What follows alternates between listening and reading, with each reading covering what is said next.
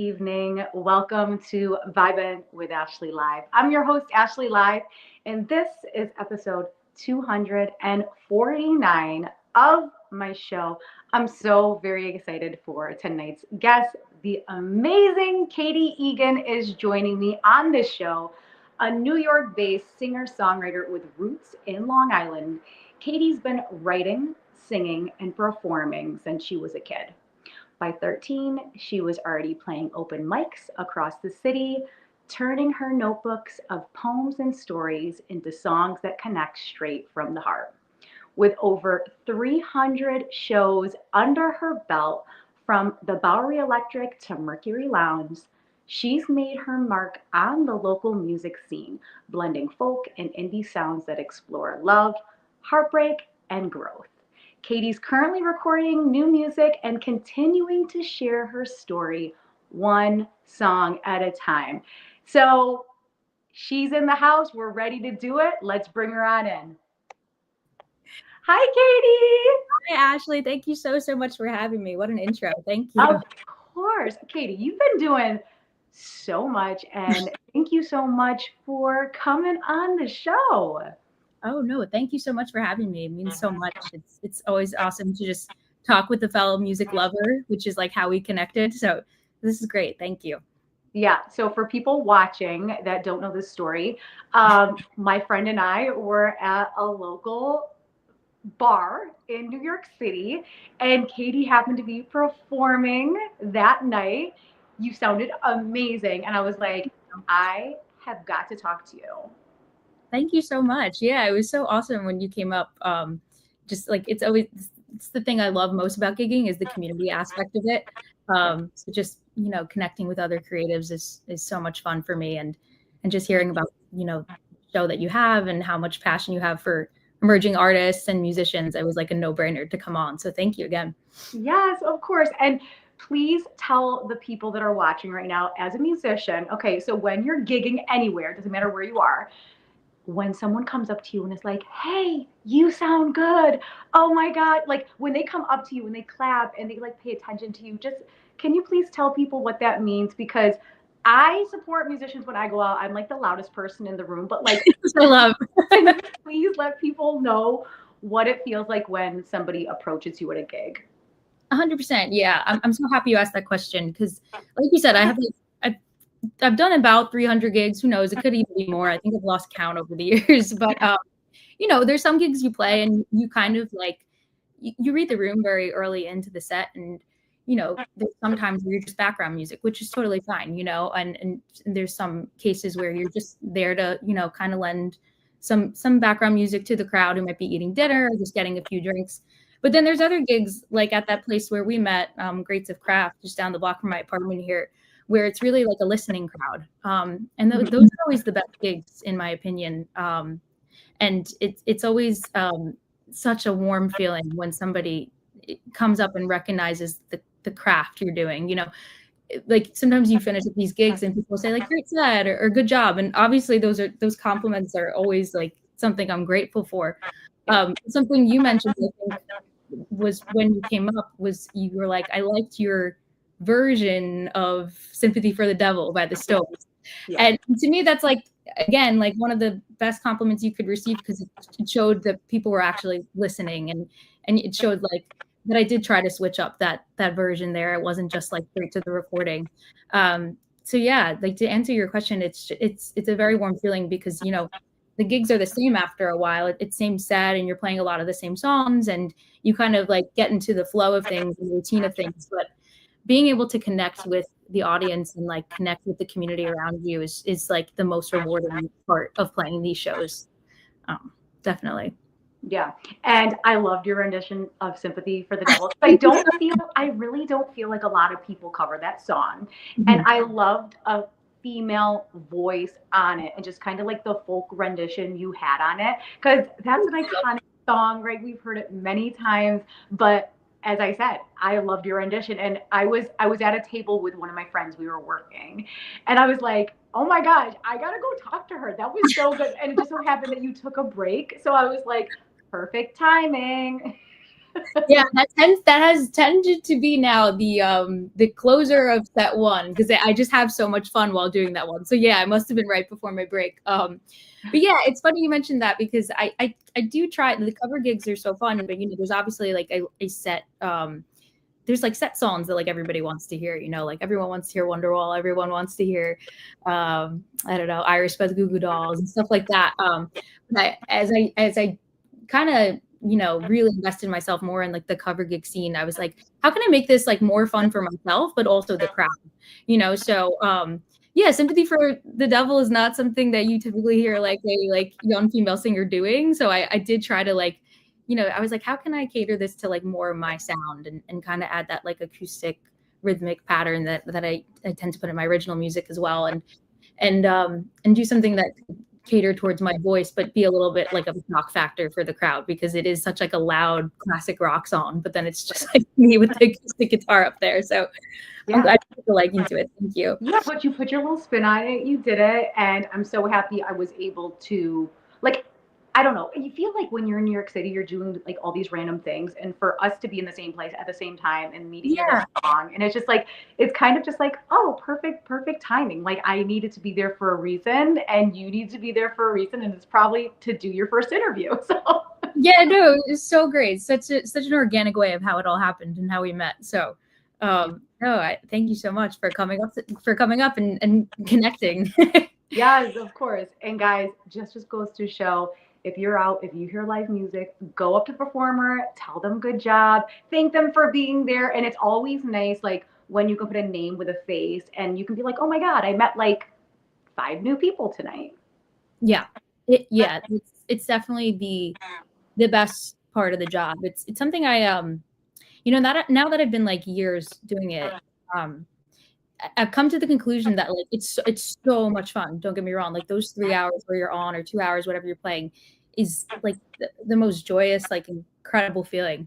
But I kind of like this year and the past year is when it really started picking up. Like pretty much every weekend I'm gigging, weekdays where I can, and like something that occurred to me as like I've been doing this more.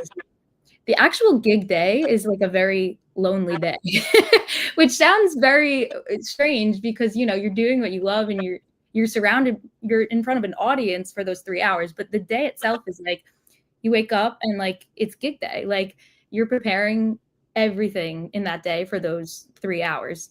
So a lot of people think it's like, oh, that's a cool little like job you have where you're just like showing up and singing for 3 hours, and like something I try to explain to people is like how it's so much more than that. Like it's like warming up my voice, it's like working out in the morning so that I'm like prepared for the gig, then it's like loading my car with the equipment, driving sometimes 2 hours away to get to the gig, setting up, and all of that you're doing alone. It's not like a desk job where you walk in and then there's like 10 other people there on your team. It's that day itself you're really just doing all by yourself. So you bring up a great point of why like it's so like heartwarming for musicians who are playing live to like have people come up and just chat after and just say hi, because the whole day has been spent alone for the most part, minus those 3 hours you're on stage or whatever. So that's what I've really grown a liking to so much in this gigging scene. It's like just meeting new people. It's so amazing, like hearing people's like in musical interests, or like learning about where people are from, or like what they do, what their jobs are. It's just like such a portal to meeting new people, and it's definitely been like the most interesting part of the job for sure. Yeah, because you're out there pouring your heart, right? Yes. Performing, and then someone will approach you, and then you can kind of just have like this very organic conversation, just because it's the power of music.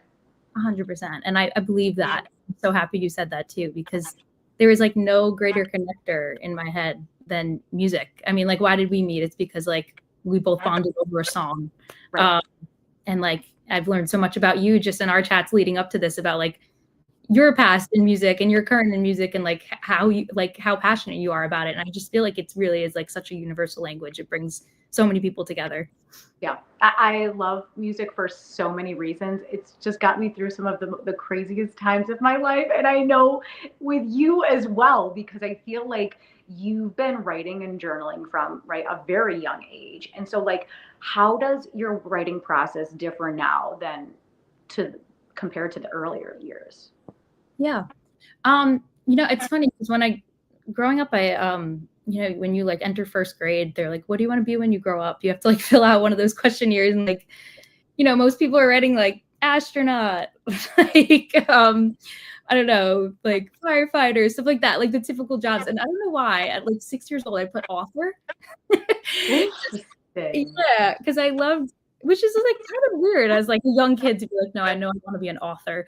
But I started out like writing like short stories when I was a kid. I was just obsessed with writing. My mom is a really good writer, and I think I learned a bit from her. She's an English teacher as well, and like I just fell in love with like storytelling. I would write like really, really silly stories. I wrote like a whole series about like my grandma's dog. Like I don't know what the point was. And she had this like little office space in her upstairs level of her house, like growing up, that like me and my cousins would always be like writing and being creative and creating like short stories and things like that. So I guess at 6 years old, I thought that was going to be like my career. Like I was going to write books and be a best-selling author. Yeah.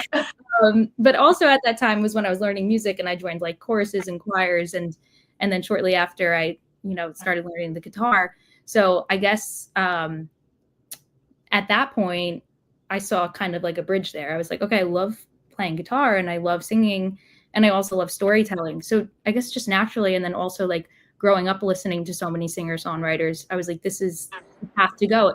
It wasn't like oh, I need to do this to further my music career. It was kind of just like, yeah, this makes sense. Like I was telling stories when I was a kid, and I fell in love with writing when I was a kid, and now I have this like other means of storytelling, which is my guitar and my voice. So that's kind of how it evolved, I guess, to answer your question about how it changed. But overall, I think it really just starts with like an idea and me like just jotting down some things in my voice memos or my notes, and then building upon it once I get the chance to actually sit down and write it. Yeah, right. Because back in the day, it was just pen to paper. But now with these crazy iPhones we have, it's like you can literally be anywhere and just be like, blah, blah, blah, blah, blah, and then like save it. Yeah. Right. Oh yeah, there's so much of that. Like I was looking through my voice the other day, and I was like, I don't even know what this is. I don't know what it's. I don't know what that was referring to. I don't even know what the topic was about. But I just like I'm constantly just like blurting out ideas, or I look back at my notes app sometimes, and it's just like one-liners of things that I think of like on my morning commute, or sometimes like just when I have some time to myself, and eventually it comes into it makes its way into full songs, which is interesting. Yeah. So wait, so do you still like journal a lot? Yeah, I try to keep like a diary or a journal for like years of my life. Sometimes it's hard, every night to write down and journal, but I do tend to keep like, if it's not like a full-blown journal itself, but like I tend to write out my thoughts in my notes app and stuff. Yeah, it's always interesting to look back at it. Like even like I look at journal entries I wrote when I was like my freshman year of college, and like even just like I can hear the inflection of my voice of where I was at that time in my life, and I'm like, wow, that's really interesting, because like I don't think I'd write something like that now. It's just always, it's nice to have almost as like a memory, and to like look back over the years and really like see your growth over time. Mm-hmm. Yeah, I think that's powerful because when you read your previous journal entries, like you might say something like, "Oh, I had pizza for lunch today, and Yeah. then like, I did this," and you're like, "But that was such a long time ago." And I'm glad I wrote it down because even though it was like very kind of just normal, like I didn't realize, you know what I mean? Like, because you write a lot. Like, and I used to write a lot. Like, I definitely need to journal just more, just because there's just so much stuff that happens and you just gotta get it out. But it's interesting when you go back and you read something, you're like, I kind of totally forgot that happened, but I know I wrote it. Yeah. Oh, 100%. I have, and which is so funny because you even say like something as like little as like having pizza that day. It could like bring back another memory. It's so funny you mentioned that. I was like reading through. So I recently moved to Manhattan, which I talked about a little bit before, but that entailed like me like going all through my childhood bedroom and like and like going down memory lane, and I found one diary entry of it was titled like Snow Day, and it was a just a little journal entry of me and my sister was like going sledding on a snow day, and then like the end of the journal entry ended up being like, and then I got in a fight with my sister, but I love my sister so much, and I know I'm going to apologize by the end of the night because because I can't stay in a fight with my sister too long. And that was really funny to read too, because that relationship I have with my sisters is still the same to this day. So I was like, wow, like I really had it ingrained in my head that like we can't fight because we have this such a strong bond. And it's like literally the same as it is today. Even I must have been like 8 years old when I wrote that journal entry. But like it's the same thing today. Like me and my sisters don't stay in an argument longer than like 20 minutes because we're like, we have this insane bond. So it's funny to see how you change, but also how some things stay exactly the same as like mentality from when you were young to the time that you're an adult. Right. Yeah. And it's powerful because, right, some things don't change and then some things just evolve. But like the more you write, you can be like, yeah, that's happened to me 2 years ago. This happened to me 10 years ago, or whatever it might be. So I think that's cool that you have those memories written down of like all this stuff. 100%. Yeah. I love that I can just look back on it sometimes. And yeah, it's very nostalgic. So yeah. So when did you realize that music was something that you wanted to pursue? I think, you know, I always grew up like loving music. Every home video we have as a kid, I have to thank my parents so much because there's always music in it. It's like, I guess that's how I started loving the Rolling Stones, how I started loving like a lot of like the 90s bands that were like big at the time that I still cover at my shows. I was always surrounded with music. I think, I guess once I picked up the guitar was when I realized how I could like actually make it work and make it cater towards what I wanted to offer my music, and like which is like, you know, the singer-songwriter storytelling part of it. I always liked chorus growing up. I always liked Glee Club, and I have such a passion for like music history and classical music as well. I think it's so fascinating. But I was like, how can I like actually make this into something that like, or make it into a story that I want to tell? So I think the guitar was really like the portal for that. I started taking guitar lessons when I was like 8 or 9. And it was funny because about a year in, like I could not put the thing down. My parents would be like, Catie, it's time for dinner. Like you have to put the guitar down, or like we have to go to this like family friend's house. And it was genuinely like hard for me to part with it. Almost like how you see like a child, like, you know, like so into their video games or like their TV show they're watching. For me, it was really the guitar. I remember I got punished once as a kid because I came home late or something, and my dad took away my guitar because he knew that would like be more of a punishment for me than like taking away my phone or like my TV. It was just for like one night, but that's how much the guitar like meant to me, and like how like thrilling it was for me to play. Anyway, and I think that's when I kind of knew, and also when I started playing like shows, I would just constantly like play cover songs in front of my computer screen. Just like learning song after song after song after song, until eventually I was talking to my parents one day. I was like, I want to do what I'm doing in front of the computer screen, but I want to do it in front of an audience. Like I want to do it in front of more than just you guys listening to me. You know, I think I knew early on, like I couldn't just have like the validation of my parents saying like, oh, it sounds good. Like I needed to get in front of a crowd, and I knew I needed to do it early on. So kind of like starting out and playing open mic so young, and then starting playing gigs so young is like, I just got such a thrill from it. I think I knew that's like when I wanted to start pursuing it. Mm-hmm. That's crazy that you said your dad took your guitar. Yeah, literally for one night. I think I was like out in the city with my sisters, and wow. Yeah, we came home late, and we were really young, and we shouldn't have been doing that. And he was like, for one night you can't play guitar tonight, whatever. But I definitely wrote some things that night. Yeah, of course. Wait, so he didn't take your phone, he took your guitar. Yeah, and I think my sisters like took their phone away. I think they got their phone taken away or something. But for me, like he knew the guitar would really be like the thing that upset me. So it's That's fun. crazy. Plus, I feel like your phone can get you into more trouble because think about it. Then you could just do Yeah. the same thing the next night. Whereas, like your guitar, like, yes, you're obsessed with it, but like your phone can get you in so much more trouble. Yeah. Yeah. I guess I just like wasn't, I didn't even know if I had a phone at the time. I don't know. I just like wasn't, I don't know. I had like a lot of memories as a kid, um, like everybody watching TV and like, it kind of sounds like loner status to me, but like me just being with my guitar, you know, like I never really developed like an obsession with like TV or anything because I was just like always playing it. My favorite, like when school ended, like I like the first thing I did, I was like, I can't wait to go home and play my guitar. Like it was like, for me, it was the most awesome, fun activity, and it was just so cool that like I just had this instrument that could keep me occupied like all night.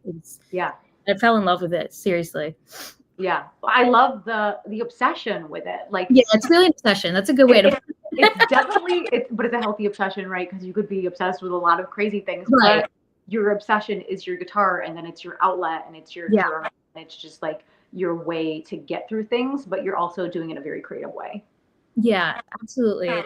And like when you say outlet too, it's such a therapeutic instrument. Still to this day, like it's just something that like I feel it. Like when I start playing it again, or if I'm like in a funk or something, like it's like immediately you're like 10 times better afterwards. It's such a crazy feeling. And like all these years, it's never changed. So yeah, it's definitely my obsession. But it's good to have that outlet because I feel like a lot of people, right? Like people that they don't have a safe outlet, they don't have a healthy outlet, they just resort to other things. So for you to have this creative outlet, and you're just like, I can just get it out. It's creative. A song is gonna come. Maybe I heard a song in the radio. I want to put my twist on it, right? Like that kind of thing. That's really cool. Yeah. Yeah, absolutely. I agree. Thank you. So performing at open mics and venues across the tri-state area as a teenager is a huge accomplishment. I can't imagine what it was like gigging so young. Thank you so much. But what's one of like your earlier gigging stories that shaped who you are as a performer today? That's actually a really interesting question. Thank you so much for asking it. Yeah, when I was younger, obviously it was like a lot more, it was more difficult because it was, it was nerve-wracking getting up there when I was like super, super young.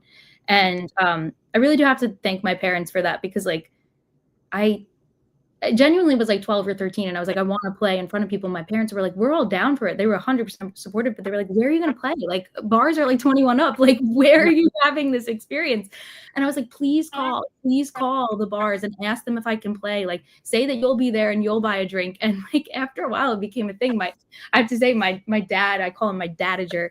But he would like, get on the phone with places like middle of the day on a Tuesday and be like, listen, like she's 13, but like, she's not going to drink. I'll watch her and like I'll buy a drink for the open mic night. And it's like, luckily, a lot of the bars in Long Island and Queens in the city were like very welcoming towards it. I really have to thank like the small business owners and these like local bars that like let me play and like took a chance on it.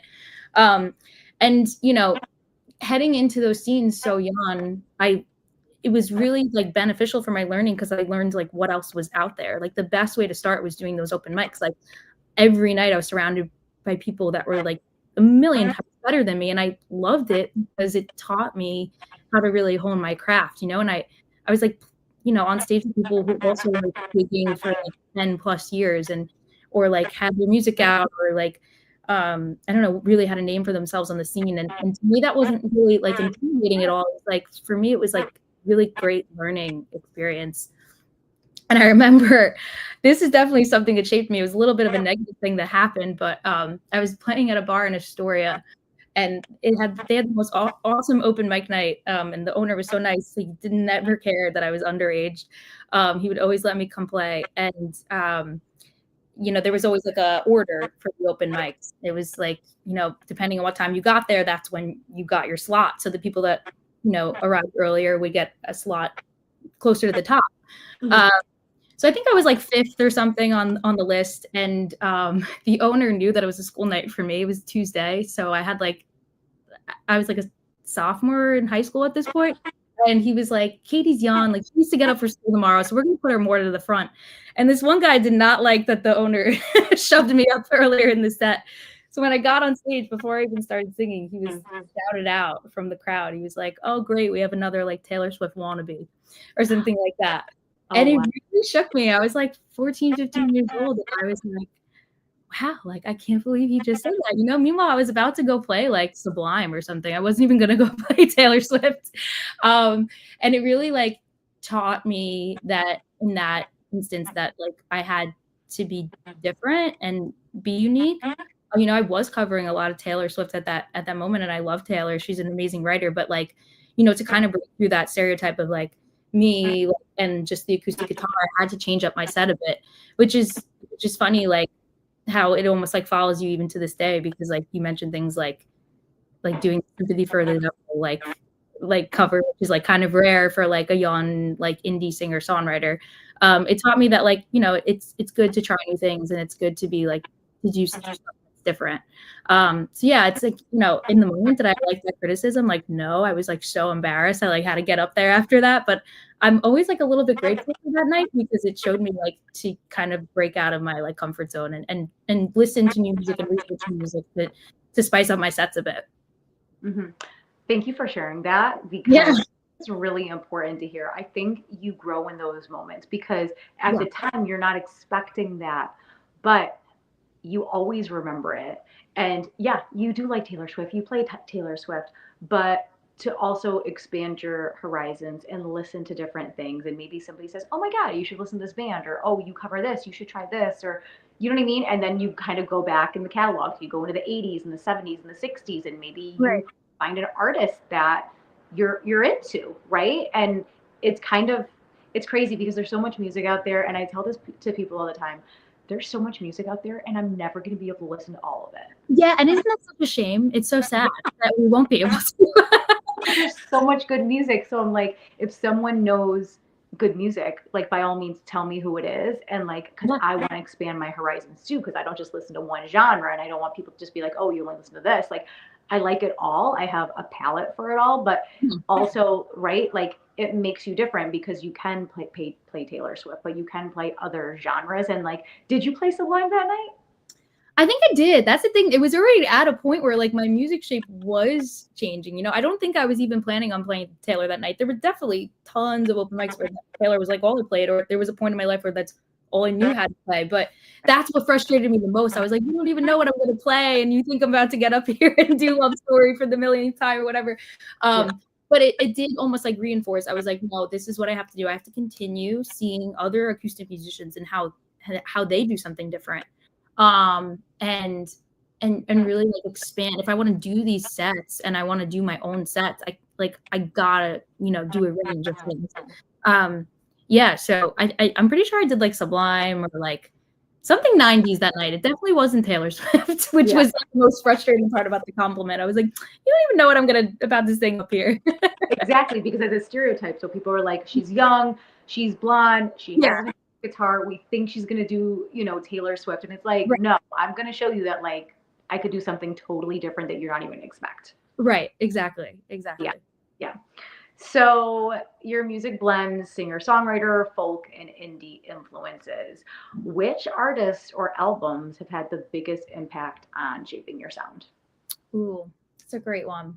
So obviously, like I grew up listening to Taylor just from like the writing perspective. I so admire her relatability. Like I feel like you really can, like it's almost like I see her songs in like a library almost, and you could just pull out a song and probably have a song that relates to like any human emotion. That's what I respect the most about her. But like I said, as I started like listening to more music, expanding more genres, I kind of wanted to do a dive into like other singer-songwriters and like other singer-songwriters that were singing about things that were not just like about love or kind of just had like a different style. And Tracy Chapman like super influenced me around like the high school era. I just like love her production style. I love how simplistic it is, but it also builds so much for like an acoustic musician. I love her choice of instruments, and I just loved like how ahead of her time she was. Like she sings about things that not many people were talking about at the time, but it's still so applicable to today.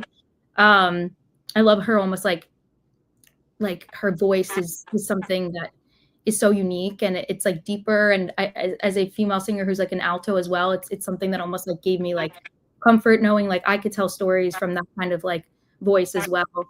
And it's funny because I feel like when I tell people that, people are like, "Oh, I only really know Fast Car," and I'm like, "You gotta listen to her B-sides. Like they have so much to offer." Yeah, and then more recently, like I love like the Phoebe Bridgers, like all the new like indie singer songwriters that are like on the scene right now because I love their specific lyricism. It's just like so cool to me when people can reference like a very, very specific thing that equates to their emotions that they were feeling at the time. And it's something I've tried to bring into my writing style as well. Like all my songs super, super specific and like will capture kind of like little memories or like those things I do have in those journals from like years back. It definitely like is like very detailed. And I like that a lot of the singer-songwriters have like lent themselves to that kind of style of writing. Mm-hmm. Yeah, and there's so many out there. But thank you so much for saying Tracy Chapman because I feel like people forgot about Tracy. And I'm going to be totally honest with you. I don't really know her music like that. I know Fast Car. I know Give Me One Reason to Stay Here, right? I know the hits. But I gotta like do a deep dive and be because that I think that came out 90s. Yeah. Yeah, it was in the 90s, right? And so like she was known for those two songs, and I'm just like, you know what? You're like giving me some ideas here that I need to like dig into that music and just like because you don't hear her name mentioned that much anymore. And it's just like we need to give these artists their flowers while they're still here. And thank you for bringing that up because I'm just like, you know what? After I'm done with this, I gotta listen to some Tracy, Catie. Oh, I'm so excited for you. It's like my favorite thing to tell people about because like I guess when the Luke Combs like Fast Car came out the past summer, whatever, people were more interested. And she's so awesome in the sense that Fast Car is such an amazing song. For a while, it was all I was listening to from her, just like everybody else. And then I was at a record store and I found like it was her self-titled CD, and I was like, okay, I'll buy this. And like every song is good. I can't even describe. Like there's no skips. And so I'm so excited for you to listen, and then we can chat about it after this. I love it so much. Yeah, so you played over 300 gigs during the course of your career. Massive congrats. That's a lot of gigging, girl. Thank you so much. I really appreciate that. Thanks. Of course. So do you have a favorite venue or a show that felt like a turning point for you? That's like a really, wow. That's a very good question. I started playing the wineries this past summer out on Long Island. And that was always like kind of a goal of mine as well. Like it's kind of a different vibe out there where we talked a little bit before about like a listening crowd. Whereas like for a while I was just, playing literally for whoever would like allow me to play, like whatever venue or restaurant wanted me to play. But the wineries I really grew a liking to this past summer because it is such a listening crowd. And I think people are kind of in this like a mental escape when they're there. It's very calm and it's very peaceful out there. And it's like usually these like 2-hour sets where I can get very creative with the covers because I know people are listening for something different.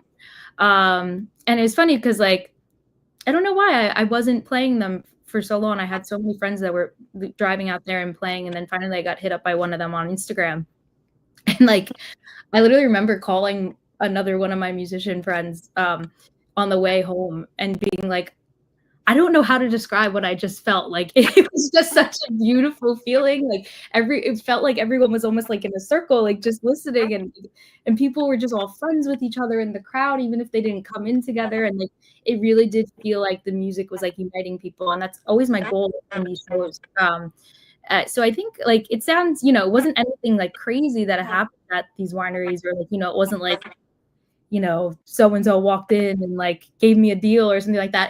I think it was just, I really got to feel the power of music in those things. And it's something I'm continuing through the fall and the winter, and it's a far drive out there, but it's so, and like people sometimes ask me, they're like, why are you driving 2 hours out to like play a gig? And I'm like, I can't describe the feeling that happens in those rooms. Like it's just so special. And like, I'm reminded of why I do this.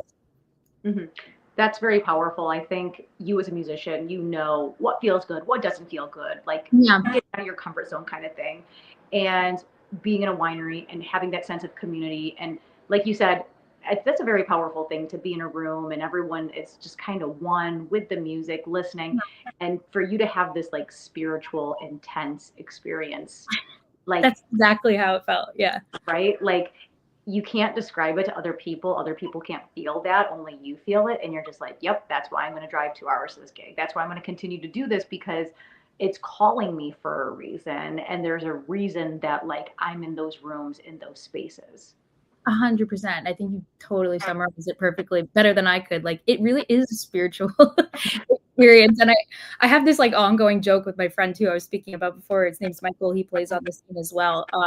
But like we have this joke. I'm like, if I can make it through one of those gigs without like a small tear shedding down my face in between the set, like in a break, because I'm just really reminded in those settings, like how grateful I am. You know, it's obviously a job, and you know, we sign up and it's a full day, it's a loaded day, it requires a lot of like physical energy, but like I think those are the gigs where it's like, because it's so peaceful, I'm just like, wow, this is like so incredible that I get to do this. And I never take it for granted. It's really just such a like beautiful hobby, job, whatever you want to call it.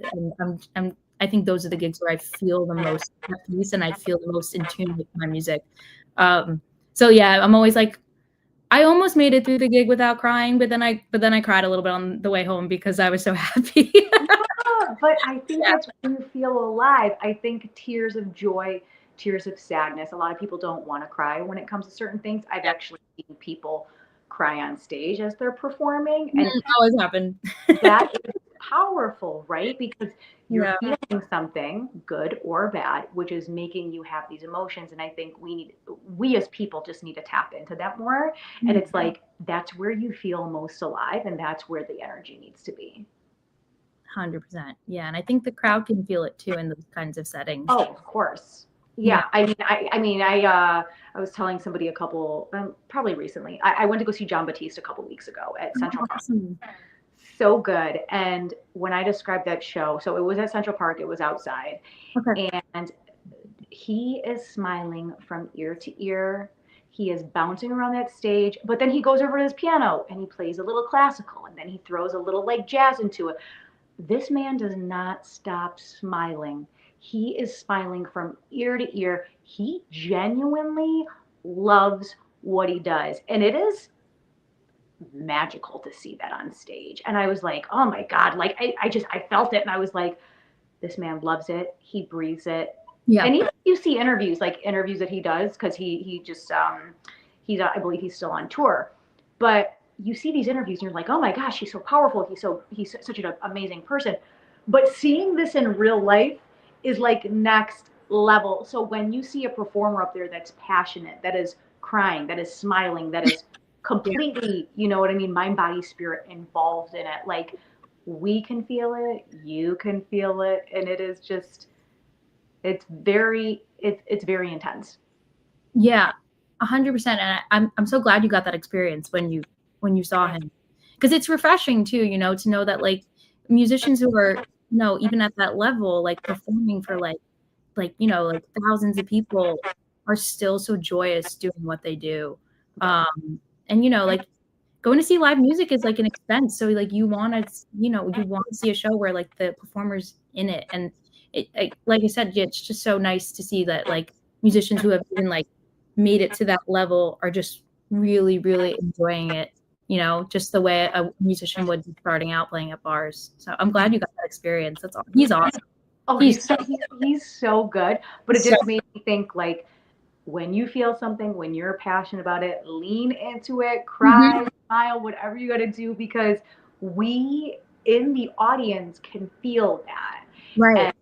And it's like I said, it's next level. So if you haven't seen John Batiste, go see him. He's so good. And I'm like, oh my God, like, this man has so much joy and positivity and love in his body. And it is just like, it's like going to church. You're like, yeah, like, whoa. Yeah, it's a joy. He always brings like a joyous feeling. I've seen like every time he performs on the Grammys or any award show, I'm like, it's amazing. Like it's always like the highlight of the night because he's I just so, know. I wish you could give me a little bit of that positivity, that some of that energy. yeah, every day just to have a little ounce of it would be great. Little John in the morning with my coffee, right? Yes, absolutely. Love it. So, how has studying music business and public relations at Hofstra helped you navigate the industry as an independent artist? Yeah, that's an awesome question as well. Going to Hofstra was like life changing for me, which is kind of crazy because I'm from Long Island. So like I grew up just kind of, seeing it as like the school basically in my backyard. It was never like that's where I'm going to go or anything like that. But when I was doing my tours, I toured everywhere. I toured places in Philly. I was even looking at Nashville at a point. But um, little did I know, like Hofstra, just 20 minutes from my house, had such a extensive music and media program, and music business was like kind of the new major that was coming around at that time, and they had such a like huge program for it. And like going there at open houses and like meeting the professors what like ultimately made my decision. It wasn't even like oh, I'm going to do this to stay close to home. It was just like, oh no, this is like where I'm supposed to be. Yeah. So when you ask like how studying music business and PR like helped me navigate the industry, it wasn't even so much like the classes. Like the classes were amazing in Hofstra, and I had some of the best professors, and I learned so much. But the number one thing I received at Hofstra was a network, and I don't even mean like a network of like guest speakers that came in. I mean like just my peers in general. Like some of my best friends to this day are like people I met at like Hofstra practice rooms when I was just like down there during like my free time jamming out. And then like I'd see like I was like playing the piano, and then somebody else was like playing the bass, and then somebody else was like playing the drums in another room, and we would just like all gather together and like film stuff for Instagram, or like just like make music together. And I think that's ultimately how I learned the importance of collaboration. And I learned like how important it is to surround yourself with like passionate and creative people. Hofstra was like such an interesting school. Like the people you met there were like not like your everyday people, like one of my best friends I met like in the dorms my freshman year, and I like heard him beatboxing, and I was like, what are you doing? And like we like hung out that whole night, like where I was just playing guitar singing and he was beatboxing, and we like somewhat worked on our music theory homework together. But like I think that's what Hofstra gave me ultimately. And I was part of the campus radio station there. And we also even had our own like on-campus record label where we learned like how to put out an album from an artist, like front of cycle to end of cycle. And I learned so much from just the different like extracurriculars they had on campus, and ultimately like the people. That was like really what Hofstra gave me. And I'm so grateful for that community still. Mm-hmm. That's powerful, because I think when you go to college, you're with all these like-minded people. You're all experiencing being away from home and just like trying to figure it all out. And to have community and collaboration is really powerful. And collaboration is actually my next question, because I know you're really big in collaborating. So can you tell me a little bit about like what sparks that connection for you to collaborate with somebody? Yeah, absolutely. Like I said, like I started playing open mics and gigs solo. So for the longest time, it was just a matter of like honing in on my own craft, which I'm grateful for. I'm grateful I took those years to figure that out. But I soon learned like it's so much better and so much more fun when you do collab with other people, and you do receive feedback and other ideas from different musicians. And playing on the scene is really what got me to collaborate with other live musicians in the area. It happens so organically, and it's something that me and my friends who play out at the same places are really like, it's like a connection we can't really describe. And it's something that we're like really protective over and so grateful for, because like, you make your friends in high school and college, and then kind of after that you start working. But we're fortunate that this sort of job is like one that lends itself to be social and really does immerse ourselves in the communities we're playing in. So like some of my best friends to this day are like people that I just like, I was at a bar and I saw them playing, and then I'd be like, oh, like, what's your Instagram? What's your TikTok? So like we can follow each other. I play live music too. And then like sooner than later, we're like playing shows together, or like we're like recording something together, or like so and so knows exactly what I want for this lead part on the song, and then like they're offering their ideas on my song. I'm like playing a banjo track on another friend's song, and yeah, it's something that I'm so grateful I learned was so important, just because it's really expanded the way I think about writing, the way I think about going about playing shows. You know, like in certain shows, like certain venues, I'll be like, this one really lends itself more to a duo. Like, let me call up Will, who I met at the Tom Center a couple weeks ago when I was like buying a cable and he was buying that set of drumsticks. Like, it's really just like little interactions like that. And I think it's almost like this like shared connection that musicians have. It's never like weird in those scenarios to go up to them and be like, hey, let's jam sometimes. Whereas like in other social settings, you know, just to like kind of like put yourself out there and be like, hey, let's hang. Like it could be seen as a little more difficult, but I think because we have this like expressive thing that bonds us, is that it's so natural and normal to be like, let's do this together. Like let's write a song together. Let's play a show together. And yeah, it's something I'm super, super grateful for, is the collaborative aspect of this all. Mm-hmm. Yeah, because it's that little community, and right, the community of musicians, people think it's massive, but it's very tiny, especially in New York, even in a big city like New York, because you might run into someone at an open mic, or that person knows somebody else, and so the community is really small. But it's just like you said, maybe there needs to be a duo. Maybe you're working on a song, and you're like, I need a little bit of feedback, or maybe I need someone to help me co-write it a little bit. And then you can kind of get somebody else's take, and you're like, I had no idea the song was going in that direction, but I'm digging it. Right. Exactly. And I think sometimes people fear it because like they don't want to like part with their ideas, or they don't want to part with like having their own set or something. But like, it's also just a way to hang and be social, you know, like I said, like a lot of this job is lonely in a way. Like you're playing these sets all by yourself. And like as thrilling as it is, like there's days where you're like, wow, I just spent like 12 hours alone between the packing up, the driving there, the setting up, the playing the gig, and then the drive home.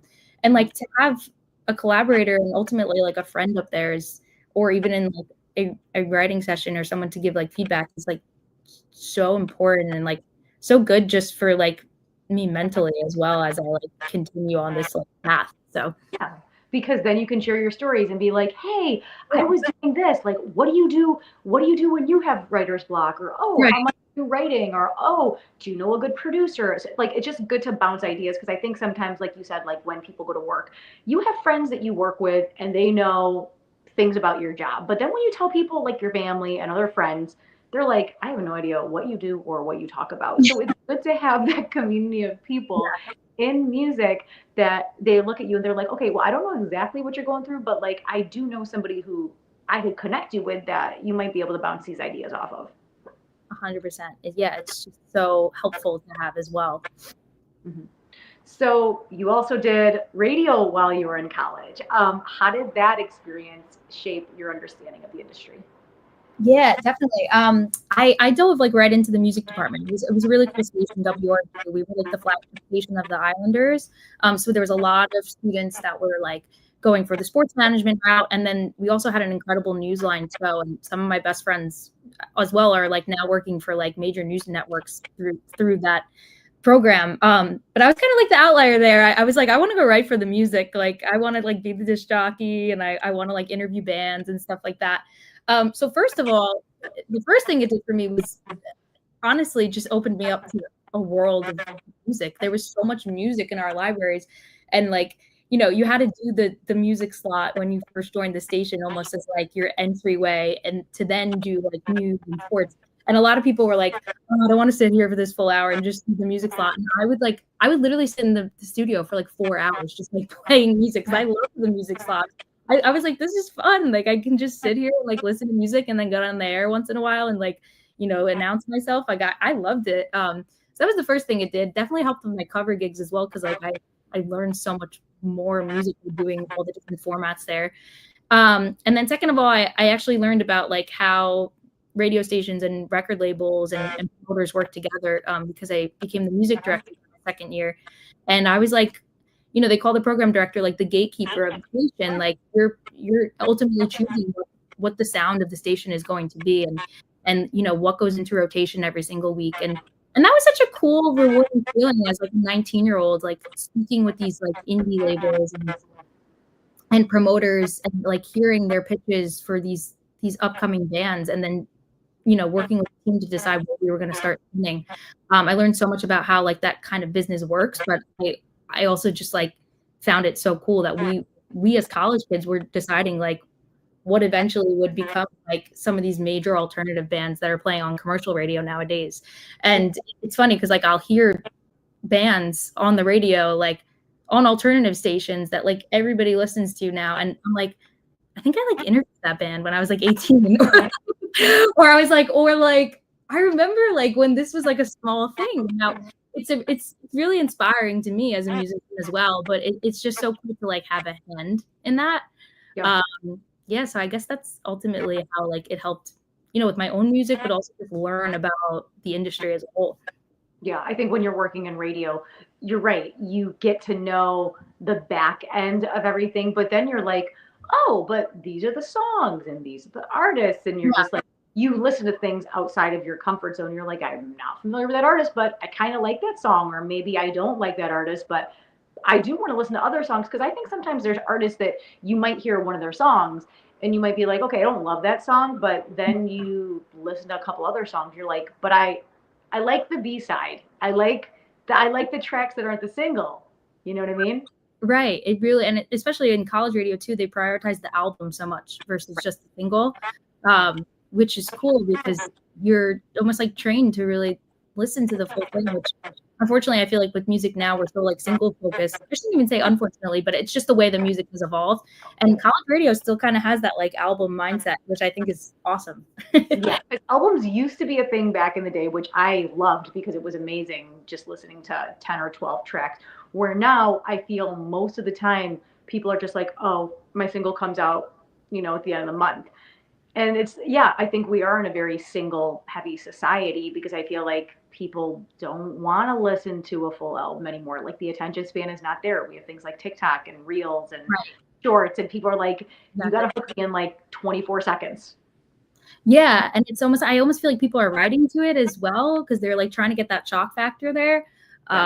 So yeah, I'll always stand by how passionate I am about college radio because it really just forces the person to listen and really dive deep. I think there's a cool community there, for sure. Definitely. So a lot of your writing explores love, heartbreak, mental health, and personal growth. Is there a particular song that feels most vulnerable or personal to you?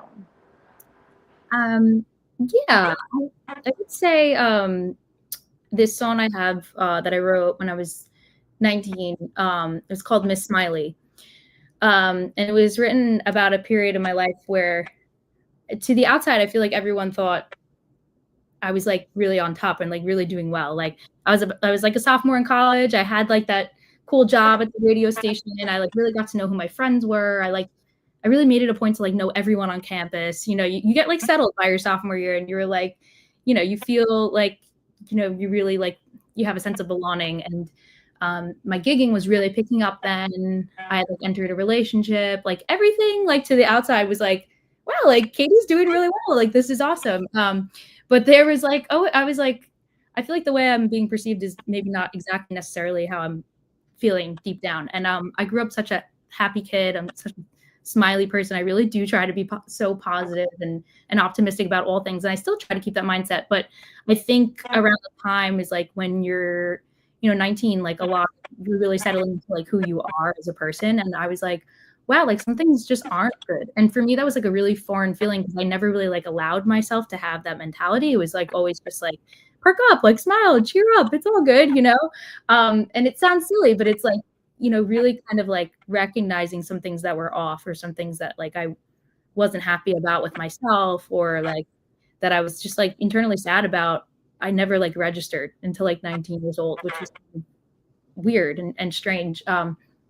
So I remember it was like a night that all my friends were like going out to this bar off campus or whatever. And I stayed in and I like created this character and her name was Miss Smiley. And it was, loosely based off myself, but also I felt like maybe this is something that a lot of people feel.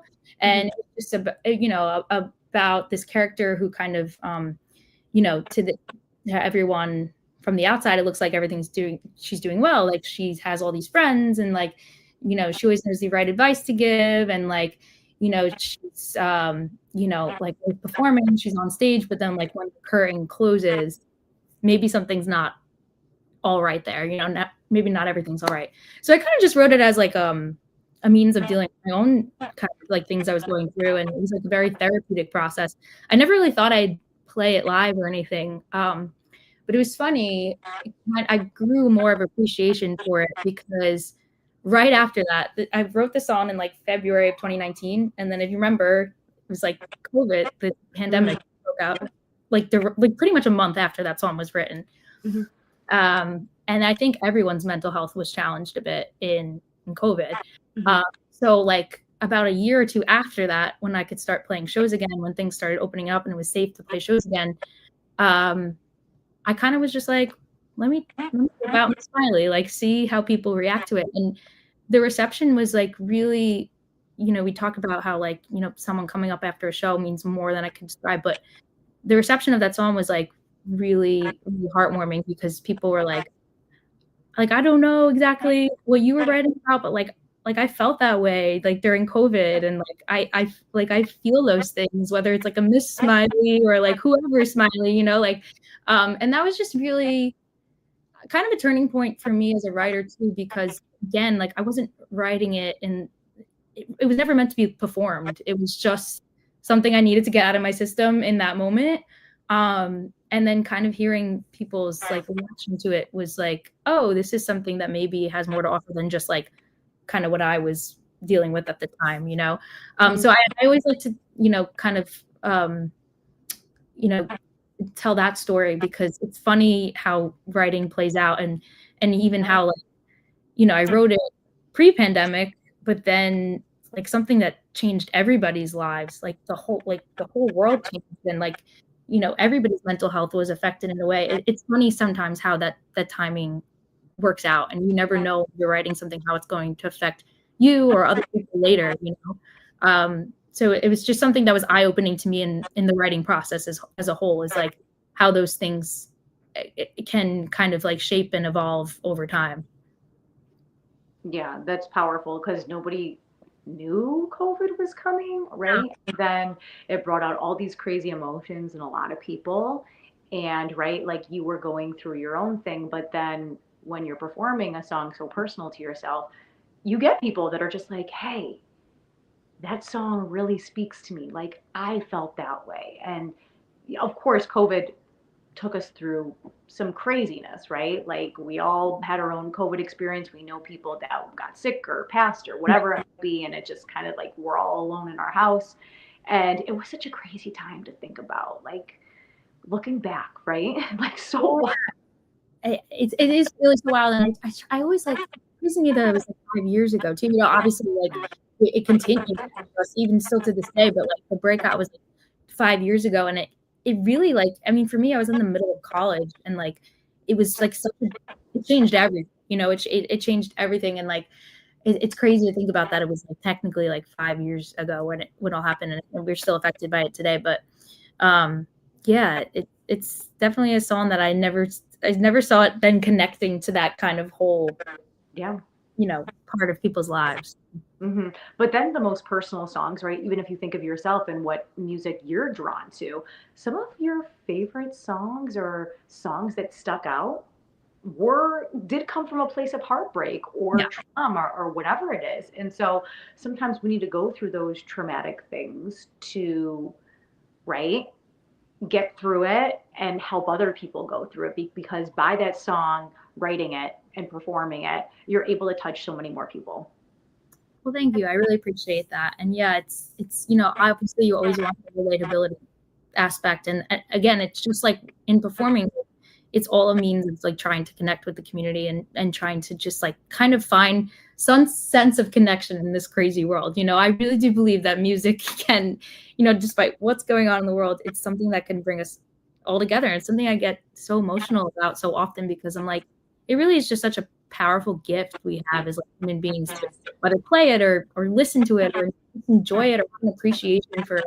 So I appreciate you saying that, because like when I go to write, it's never with the intention to, I'm like, oh, well, this will get them, or like this will really like be the thing that relates. It's really just a means of like, it's kind of like writing a diary entry, just like when I was a kid, and then to kind of get some of that feedback is like, it's something that makes me feel, besides just being like really like, it's very nice to hear that. It's like, it makes me feel like I'm more within this community than out of it. And I'm like, oh, like other people feel that way. That's like, although I don't want anyone to feel that way, it's like, oh, it's nice that like we're all kind of in this together, Yeah, you're never alone, so to speak. You might be alone by yourself, but you're never alone in how you feel because there's other people out there that feel that way. You know what I mean? Right. Yeah. Well, Catie, that is all the time that we have for this evening. But thank you so much for coming on my show. Any final words for the room?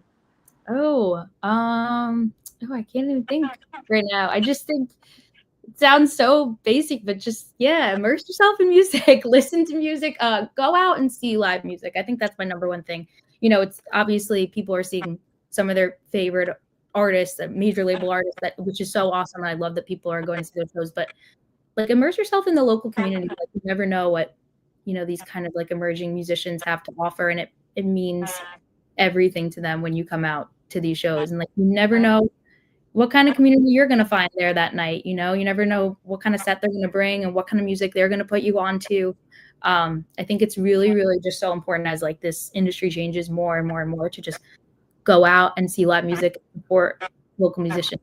It's really, at the end of the day, it's just a powerful tool we have to bring us all together. So that would be my final words. And thank you, Ashley, so much for having me. I really, really appreciate it. This was so nice just to chat for an hour about music. Thank you. Yes, of course. And guys, that's how Catie and I met. I was out of the bar. I saw Catie doing music. I approached her. That's why we're doing this interview. This is Katie's first interview. So, Catie, so very grateful for your time. Thank you for your honesty and vulnerability, and really appreciated the conversation tonight. So, for the beautiful people watching right now, Catie, that want to support you, where can they find you, and when can they see you out and about in New York City? Sure. Thank you so much. I use Instagram a lot for kind of just like updating followers and everything. I'm Catie with a C, which just makes it all the more complicated. But I'm CATIE _Egan, EGAN, just like you see here on Instagram. And then Catie Egan on TikTok and Facebook and all that. But yeah, I usually post a schedule of my upcoming shows on my feed, and I'll always post it in my stories. And like, I'm also like just a fan of, I feel like if we've kind of like brought ourselves to this like online world, we almost just have to embrace it at this point. Like I chat with everybody online. So, like I love to make friends like at shows and stuff. So yeah, you can always feel free to hit me on there, and I'd love, to meet whoever. And that's where I post a lot of my content and stuff. So awesome. Sounds good. Guys, support live local musicians and talk to them because they love it, like Catie just said. I mean, at least the friendships too, besides, gaining fans or anything, whatever you want to call it. It's really not that. It's just, making friends. Like I feel like I've known you for years now after this chat. Me too. And it was just because we happened to be at the same bar one night. Right. Which is so fun. So love that. Catie, thank you so much for your time and energy and joining me on my show. Guys, if you're new here, I'm Ashley Live. This is Vibin with Ashley Live. And Catie, thank you so much for coming on my show. You're welcome to come back on anytime and talk more about your original music and what's to come. Thank you so much, Ashley. You're welcome. Thank you guys so much for your time. We'll see you next time. Peace.